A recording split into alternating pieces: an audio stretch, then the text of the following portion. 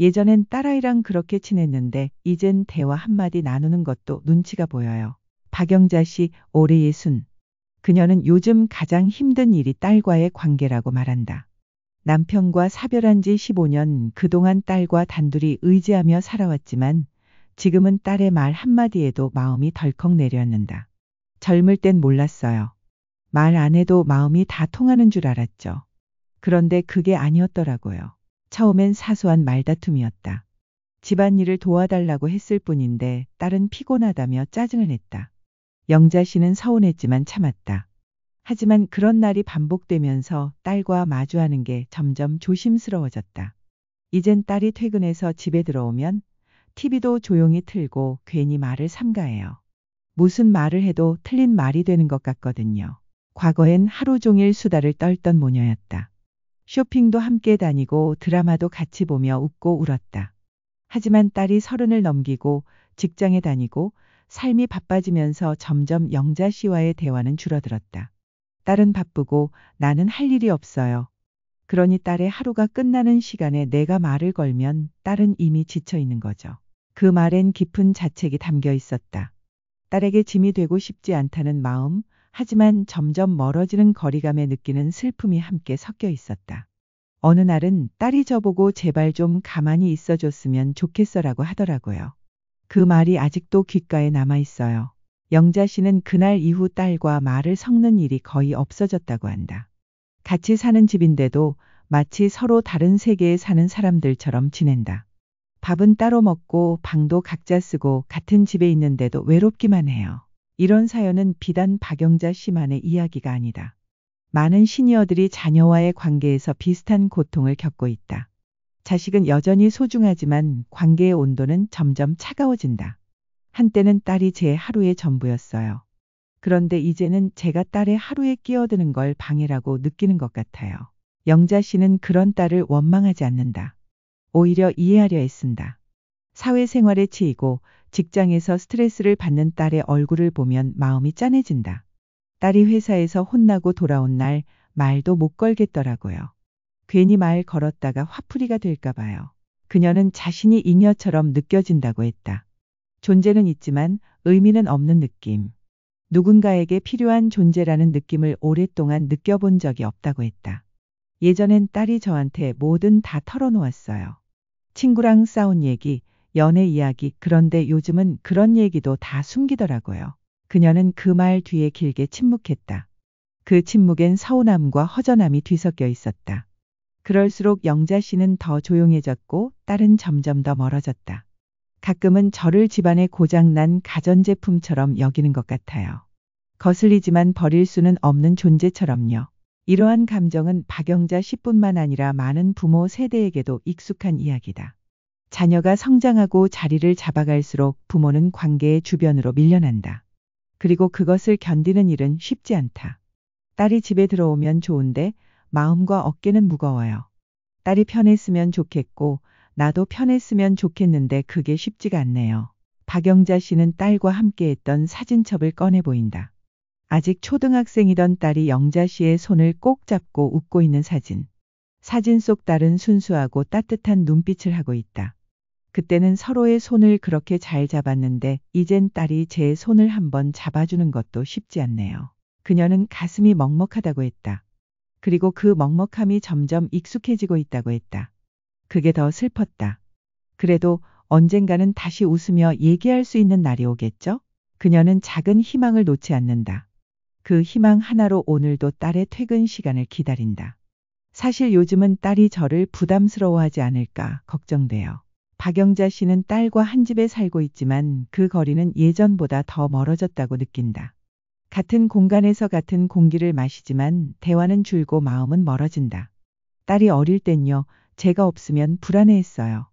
그런데 지금은 제가 말을 걸면 오히려 불편해하는 게 느껴져요. 그녀는 딸이 방에서 나올 때마다 숨을 죽이게 된다고 했다. 괜히 말 걸까봐 또 짜증날까봐. 매일 마음속으로 딸의 기분을 살핀다. 그리고 언제부턴가 자신의 하루가 딸의 표정에 달려있게 됐다. 제가 웃는 것도 걱정하는 것도 그냥 귀찮게 느껴지는 것 같아요. 엄마는 왜 맨날 표정이 그래? 그런 말도 들어봤어요. 그녀는 문득 자신이 너무 달라진 걸 깨닫는다. 예전엔 딸과 함께 TV를 보며 크게 웃던 자신이 요즘은 작은 소리에도 놀라며 리모컨 소리를 죽이고 있다. 웃음소리조차 조심하게 될 줄은 몰랐어요. 하지만 딸에게도 입장이 있다. 회사에서 하루 종일 사람들과 부딪히고 일에 시달리고 집에 돌아오면 조용히 혼자 있고 싶을 수도 있다. 딸은 딸 나름대로 힘든 하루를 살아내고 있다. 그건 알죠. 저도 사회생활 오래 했으니까요. 근데 그래도 너무 외롭긴 해요. 박영자 씨는 일주일에 한 번 딸과 꼭 식사를 함께 하기로 약속했다. 그 약속은 몇 번 어겨졌고 결국 흐지부지 되었다. 딸은 늘 바빴고 피곤했고 중요한 약속이 많았다. 이젠 그런 약속도 안 해요. 괜히 기대했다가 실망하는 일이 더 아프더라고요. 기대하지 않기로 한 순간부터 그녀는 스스로를 더 조심하게 되었다. 딸이 피곤해 보이면 그냥 방으로 들어간다. 말하지 않아도 마음이 다 아프다. 말을 줄이면 오히려 더 멀어지는 것 같아요. 그런데 말을 하면 또 불편해지고 어떻게 해야 할지 모르겠어요. 그녀는 사람들과의 관계가 이렇게 어려운 줄은 몰랐다고 했다. 자식과의 관계는 자연스럽게 가까울 거라 믿었기에 지금의 거리는 낯설고 아프다. 가끔은 집이 아닌 병원 대기실처럼 느껴져요. 조용하고 차갑고 어딘가 불편한 분위기. 그런 공간이 돼버렸어요. 그럼에도 박영자 씨는 딸을 미워하지 않는다. 오히려 걱정한다. 회사 생활이 얼마나 힘들까, 혼자서 얼마나 외로울까. 자신보다 더 외로운 건 혹시 딸일지도 모른다고 생각한다. 딸이 자꾸 말을 줄이니까 저는 더 말을 걸고 싶어요. 근데 참아야 하죠. 그게 서로를 위한 거라 믿으니까요. 그래도 그녀는 때때로 편지를 쓴다. 말로는 하기 어려운 이야기를 조용히 손으로 적는다. 그리고 그 편지는 식탁 위 딸의 컵 옆에 살며시 올려둔다. 최근엔 딸이 그 편지를 읽고 제 방 앞에 조용히 쪽지를 남겨뒀어요. 엄마 미안해요. 요즘 제가 예민했어요. 그 한 줄이 그렇게 고맙더라고요. 그 한 줄의 쪽지가 영자 씨에게는 큰 위로가 되었다. 비록 자주 나누지는 못하지만 서로의 마음이 완전히 끊어진 건 아니란 사실이 느껴졌기 때문이다. 마음이란 게 참 묘해요. 보이지 않아도 작은 표현 하나에 다 느껴지잖아요. 그녀는 딸과 조금씩 다시 가까워지고 싶다. 예전처럼 모든 걸 공유하진 못하더라도 따뜻한 눈빛만으로도 서로의 안부를 확인할 수 있는 사이가 되길 바란다. 예전처럼 손을 꼭 잡고 마트라도 한번 같이 갔으면 좋겠어요. 그냥 아무 말 없이 옆에 있어주기만 해도 괜찮은데. 박영자 씨는 오늘도 딸을 위해 저녁밥을 차린다. 딸은 아마 늦게 들어올 것이다. 하지만 그녀는 기다린다. 불을 켜두고 따뜻한 국을 데우며 다시 가까워질 수 있을 나를 조용히 기다린다. 사실 딸이 어릴 때는요, 제가 바빠서 많이 못 챙겼어요. 일하고 살림하고 늘 정신없었죠. 박영자 씨는 조용히 과거를 회상한다. 그녀도 딸에게 완벽한 엄마는 아니었다.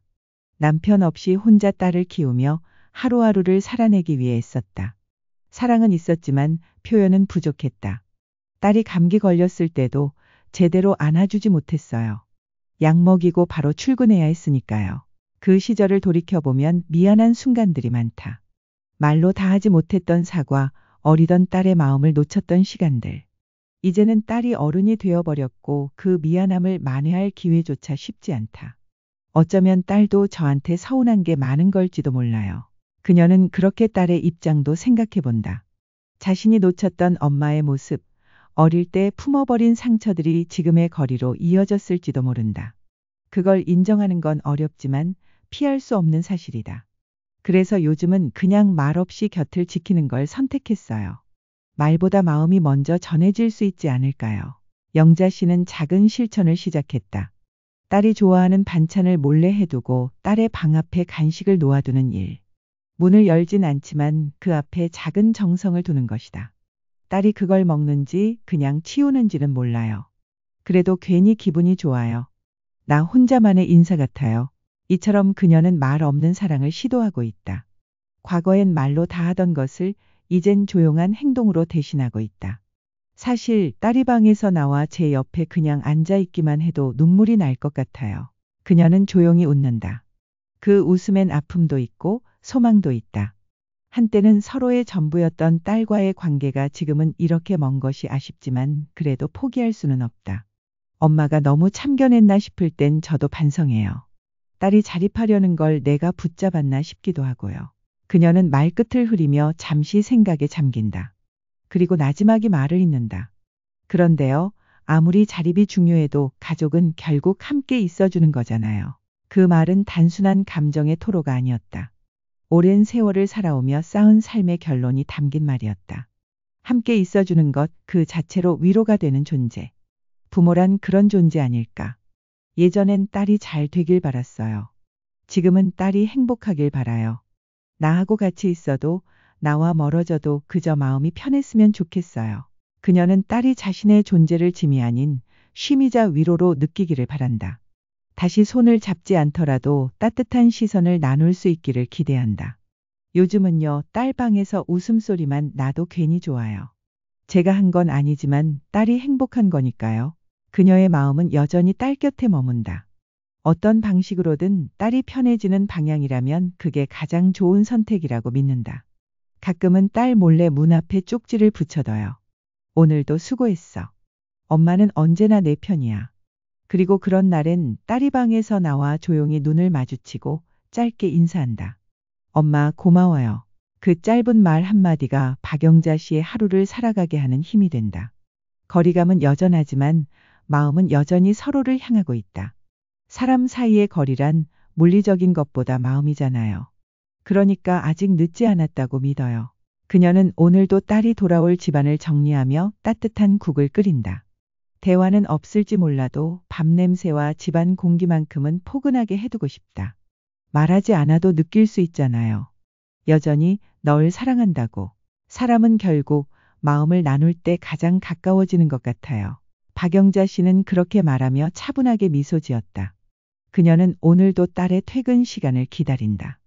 예전처럼 함께 웃지는 않지만 작은 인사 한마디에도 하루가 환해진다. 며칠 전엔 딸이 먼저 물어보더라고요. 엄마, 요즘 뭐하고 지내? 그 말이 그렇게 반갑더라고요. 그 한 문장은 마치 얼어붙은 마음 위에 따뜻한 햇살이 내려앉는 것 같았다. 비록 길지 않은 대화였지만 그것으로도 충분했다. 마음은 그렇게 조금씩 다시 이어졌다. 사실 딸도 노력하고 있었던 걸지도 몰라요. 나도 모르게 벽을 세운 건 저였는지도 모르고요. 그녀는 관계란 혼자만의 문제가 아니라는 걸 늦게서야 다시 깨닫는다. 그리고 용기 내어 먼저 손을 내미는 것이 얼마나 중요한지도. 그날 이후로 저도 달라졌어요. 딸이 바쁘게 지내는 걸 응원해 주기로 했어요. 서운함보단 응원을 담기로요. 그녀는 딸이 새 프로젝트에 참여하게 됐다는 소식을 듣고 몰래 작은 선물을 준비했다. 예쁜 손 편지와 함께 너라면 잘 해낼 거야 라는 메시지를 담았다. 딸이 그걸 보고 웃더라고요. 그 웃음 한 번에 마음이 다 녹았어요. 그녀는 이제 안다.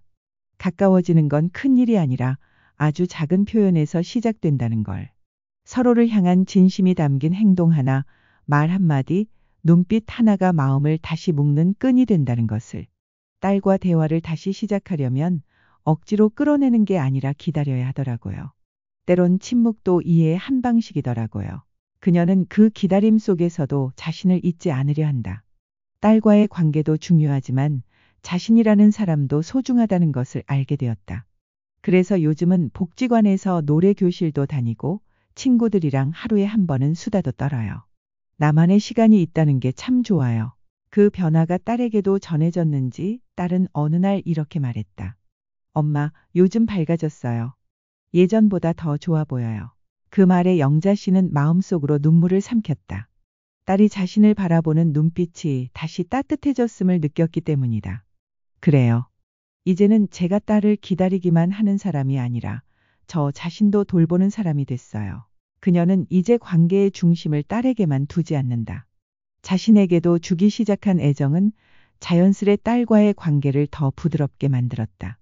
사랑이라는 건 일방향이 아니더라고요. 서로의 마음이 만날 준비가 되어야 진짜 가까워지는 거예요. 이제 박영자 씨는 더 이상 눈치를 보지 않는다. 대신 웃는 얼굴로 딸을 맞이하고 짧은 인사라도 반가움으로 받아들인다. 그리고 그 모든 시간이 다시 관계를 만들어가는 여정임을 믿는다. 이젠 딸과 꼭 손을 잡지 않아도 돼요. 마음이 닿아 있다는 것만으로도 충분해요. 그녀의 말은 잔잔한 물결처럼 퍼진다. 많은 시니어들이 자녀와의 관계에서 느끼는 거리감. 그 거리는 어쩌면 시간 때문도 세대 차이 때문도 아니다. 서로에게 손을 내미는 용기와 이해 그리고 인내가 부족했을 뿐이다. 지금도 멀게 느껴지나요? 그럼 먼저 따뜻한 말 한마디 건네보세요. 그게 첫걸음이에요. 박영자 씨는 오늘도 식탁에 두 사람의 밥그릇을 놓는다. 딸이 늦게 와도 밥은 식지 않도록 천천히 데워둔다. 그리고 창밖 어둠이 내릴 무렵 작은 희망을 안고 현관문 쪽을 바라본다. 오늘은 어떤 얘기를 나눌 수 있을까 기대하게 되는 거죠. 그게 삶이잖아요. 이야기는 그렇게 다시 조금씩 가까워진다. 그리고 우리는 느낀다. 멀어졌던 딸과의 거리는 결국 다시 좁혀질 수 있다는 희망이 우리 안에 있다는 것을. 딸과 멀어진 마음 다시 가까워질 수 있을까요? 이 영상은 박영자 씨의 진솔한 이야기를 통해 부모와 자녀 사이에 놓인 감정의 거리 그리고 다시 연결될 수 있는 가능성을 따뜻하게 그려냅니다. 함께 사는 가족이지만 서로가 보이지 않는 벽을 느낄 때 어떻게 다시 가까워질 수 있을까요? 같은 마음을 가진 분들께 작은 위로가 되기를 바랍니다. 구독과 좋아요로 마음을 나눠주세요.